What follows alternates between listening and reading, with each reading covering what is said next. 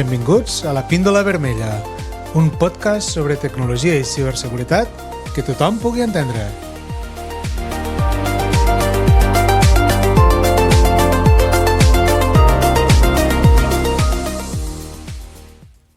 Benvinguts a un nou episodi de La Píndola Vermella. Avui parlarem sobre estafes cibernètiques. Este serà el primer d'una sèrie d'episodis en què parlarem de les estafes més comunes en què mos podeu trobar. Mirarem d'averiguar com funcionen, per què funcionen i com evitar-les. Això és el més important. A l'episodi d'avui mos endinsarem en el misteriós món d'internet. Este és un puesto on pots trobar des de receptes de paella hasta com convertir-te en un membre de la reialesa nigeriana. Sí, has sentit bé, avui parlarem d'això. I de les 3 estafes més comunes a la xarxa i de com evitar-les, per a que la teua única preocupació sigui posar o no garrofó a la paella. Abans, però, anem en una pregunta que mos planteja Marta sobre l'episodi Consells per a crear contrasenyes segures i fàcils de recordar. A veure, la pregunta. Marta mos diu: a la faena he d'usar una contrasenya moltes vegades al dia, per tant, ha de ser fàcil de recordar. Això ja ho tinc solucionat en allò que vas explicar de la frase de pas. Però resulta que cada 3 mesos mos la fan canviar. Jo no vull anar pensant frases cada 3 mesos i a la faena no me deixen instal·lar cap programa, així que el gestor de contrasenyes està descartat. I aquí ve la pregunta. Com la meua frase té un número, és igual de segura si a l'hora de canviar-la només canvio a aquell número? Hola Marta, parlant de seguretat i comoditat de contrasenyes, això que proposes és com fer un truc de màgia però sense la capa i la vareta màgica. És a dir, a primera vista pot semblar una molt bona idea, però anem a veure què passa sota el barret. Mos podríem preguntar, en el cas que ningú sàpiga la teua contrasenya, la meva contrasenya, i no s'hagi pogut trencar, per què no és segur simplement canviar el número i fer-lo seqüencial? 1, 2, 3, 4, 5, etc. Esta és una pregunta molt bona i toca el cor de com pensem sobre la seguretat de les contrasenyes. Si algú no coneix la teua contrasenya original i no s'ha pogut trencar, canviar només un número i fer-lo seqüencial podria semblar segur a primera vista. No obstant això, hi ha algunes raons per les quals este mètode potser pot presentar alguns riscos. Els atacants de vegades busquen patrons en les contrasenyes. Bueno, de vegades no, sempre, en realitat. Si se'n donen compte que utilitzes un esquema seqüencial, poden intentar predir les futures contrasenyes de forma més fàcil. Esta previsibilitat pot convertir-se en un punt feble, especialment si s'aplica el mateix patró a múltiples comptes. Si utilitzes la mateixa contrasenya a diferents llocs, algo que vam dir que no havien de fer mai, pues aquí tenim un problema. Després també tenim el tema de les fugues de dades. Imagina que en el futur una de les teves contrasenyes se veu compromesa per culpa d'una fuita de dades. Si els atacants analitzen esta contrasenya i veuen que utilitzes un patró seqüencial, és a dir, l'han intentat petar i l'han petat i han vist que hi ha un número i que potser aquell número podria ser un patró seqüencial, podrien intentar utilitzar aquest coneixement per accedir a altres comptes teus, especialment si aquesta contrasenya és recent. Se poden analitzar contrasenyes anteriors. En alguns casos, els sistemes de seguretat poden guardar versions de les teves contrasenyes que siguin anteriors per evitar que els usuaris reutilitzen contrasenyes velles. Si un atacant obté aquest accés i pot craquejar-lo, el patró seqüencial podria quedar exposat, augmentant el risc de futurs atacs. Per exemple, imagina que a la teua faena has guardat la meva contrasenya 1, la meva contrasenya 2, la meva contrasenya 3 i que el sistema ha guardat aquestes contrasenyes d'alguna manera i un atacant ha sigut capaç d'obtenir-les i ha vist que utilitza sempre la meva contrasenya 1, 2, 3, 4, 5. Això és un coneixement que poden utilitzar després per intentar accedir a altres comptes que tu tinguis a altres llocs. I la seguretat a llarg termini, que també s'ha de tindre en compte. Encara que ara sigui segur, confiar en patrons fàcils de recordar i, per tant, potencialment fàcils de predir, no és una bona estratègia a llarg termini, desafortunadament. A mesura que els mètodes de cracking, de petar les contrasenyes, són més sofisticats, incrementar un número pot ser simplement no suficient per a mantenir-se un pas per davant dels atacants. Per tant, davant de totes aquestes circumstàncies, què és el que podem fer? A veure, mira, tenint en compte que no pots anar al mercat de gestió de contrasenyes perquè t'han prohibit l'entrada, tenim una altra opció que pot ser tan segura com portar una armadura d'acer en una batalla de coixins. Considera la possibilitat d'utilitzar una nova frase de pas que seguisca una regla fàcil de recordar per a tu, però difícil d'endevinar per als altres.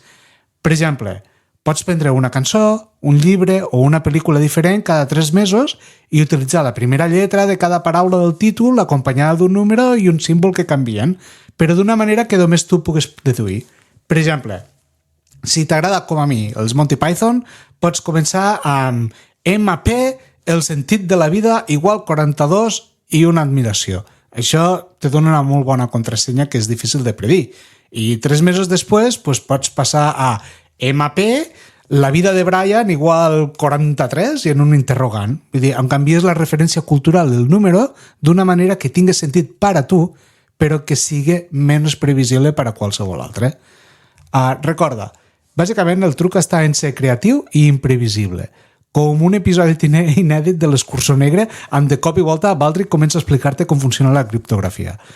Aquesta estratègia fa que sigui molt més difícil per a un atacant seguir-te la pista i a la vegada manté les teves contrasenyes fàcils de recordar per a tu. Espero que aquesta resposta te servisca i s'adapti al teu cas d'ús. I ara sí, anem a per les estafes. Comencem per l'estafa número 1, el príncep nigerià. Imagina que un dia estàs revisant el teu correu entre promocions de pizza i la newsletter de com fer ioga sense moure't del sofà. Trobes un missatge d'un príncep nigerià. Sí, un príncep, qui t'ho diria? I t'ha escrit a tu. Resulta que t'ha escollit a tu entre milers de persones per ajudar-lo a transferir uns quants milions de dòlars. L'única cosa que necessita és una petita quantitat per a cobrir despeses administratives. Ostres, que guai, no? A veure com funciona esta estafa. El truc està en convèncer per a que avances els diners en una promesa de rebre una fortuna més endavant. Vos faré un spoiler. La fortuna no arriba mai i el teu banc te començarà a mirar raro si els expliques aquesta història. Per què funciona l'estafa? Funciona perquè mos encanta la idea de guanyar diners de forma fàcil. A veure, a qui no li agrada això? I també, qui no voldria ajudar un príncep en apuros? Fins i tot si aquest príncep probablement viu al soterrani i la seva corona és bàsicament de paper d'alumini o de la pizzeria del barri. Com pots evitar esta estafa? Si reps un correu d'un príncep nigerià o de qualsevol reialesa que s'hagi perdut, recorda, l'única corona que hauries de rebre per correu és la de la pizzeria del barri que han comentat abans. Ignora el missatge i continua en la teva vida. Recorda que ningú no dona un duro a 4 pessetes. Vos donaré un apunt històric. Com a curiositat, esta és una de les principals i primeres estafes que van llaure per internet. I com a curiositat, l'estafa té unes arrels que se remunten al segle XIX i era coneguda com el presoner espanyol. En esta versió, la víctima rebia cartes físiques d'un suposat presoner que afirmava tenir una gran fortuna amagada, però necessitava diners per escapar i compartir el botí. Canvia el príncep per un presoner i el correu electrònic per cartes manuscrites i voilà, tenim l'avantpassat de la nostra estafa nigeriana. Què, vos ha agradat? Doncs vinga, anem a per la segona. La segona li direm el phishing creatiu. Phishing és enviar correus electrònics fent-te creure coses que no són. Imagina que estàs navegant tranquil·lament, pensant en si els gats d'internet són realment feliços. Aquesta és una gran pregunta. Quan de sobte un avís de seguretat del teu banc apareix a la pantalla. Diu que has de confirmar la teua identitat immediatament. Has d'entrar a les teues dades bancàries, i ràpid, perquè segons l'avís hi ha un hacker que està a punt d'adoptar totes les teves finances i des de luego no vols tindre un hacker com a fillol econòmic. Recordeu la història del Joan de fa uns quants capítols? Això és phishing. Estafadors que canvien missatges alarmants que semblen del banc o de qualsevol altre servei i dissenyen pàgines web que semblen legítimes per a robar les teues dades personals i bancàries. És com un pescador en una canya de pescar molt dolenta, esperen que mosseguen l'ham. Funciona aquesta estafa perquè en moments de pànic la lògica fa vacances. Això és una desgràcia, però és així mateix. I també perquè ningú no vol que un hacker se compri un iot en els teus estalvis, clar. Com evitar-la, no? Com podem evitar això? Verifica sempre la URL de la pàgina i busca signes de que sigui oficial.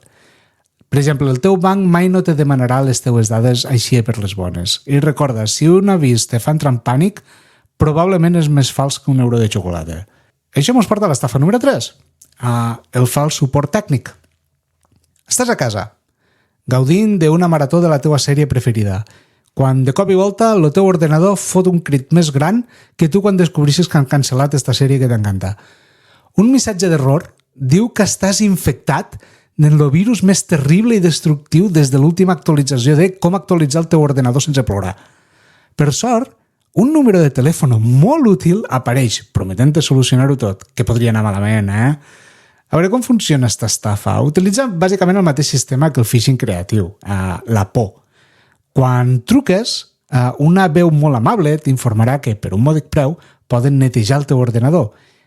I per què funciona aquesta estafa? Pues funciona perquè la por és un motivador molt potent. La por de perdre tots els teus arxius, fotos i no oblidem els episodis que no has vist de la sèrie que t'has baixat de l'Emule pot fer-te actuar sense pensar. Com se pot evitar? Pues, bàsicament no crides mai, no truques mai a números de suport tècnic que apareguen en missatges d'error. I recorda, l'únic virus real aquí és la por. Si tens dubtes, contacta directament amb el suport tècnic del teu sistema operatiu o de l'ordenador. Mai no dones accés remot al teu ordinador a desconeguts. No ho facis mai en la vida, això. A no ser que vulguis acabar explicant a la teva família per què tens el fons de pantalla de Michael Knight sense roba. Bueno, doncs dit això, amigues, amics, persones tots, així arribem al final d'este capítol, en què hem navegat junts per les tempestuoses aigües de les estafes cibernètiques armats en l'escut de la saviesa i l'espasa de l'escepticisme. Recordeu que, en el món digital, la precaució és la clau i que una mica de sentit comú pot estalviar-nos molts de maldecaps. Sigui quin sigui el teu banc, príncep nigerià preferit o el número de suport tècnic en el que confies, recorda, si sembla massa bo per a ser cert, segurament és que no ho és. Mantingueu-vos segurs i no alimenteu els estafadors en la vostra atenció o els vostres diners. Si tens alguna pregunta o vols que parli d'algun tema que t'interessa, envia'm un correu a lapindolavermellapodcast@gmail.com, tot junt, lapindolavermellapodcast, tot junt, @gmail.com, i visita les notes del programa visitant https://lapindolavermella.cat, tot junt també, lapindolavermella.cat. Ara que ja hem acabat, desconnecteu un rato i mos tornem a escoltar al pròxim episodi. Hasta llavors, cuideu-vos i no oblideu de riure-vos una mica de la vida, tant de la real com de la digital. Apa, siau!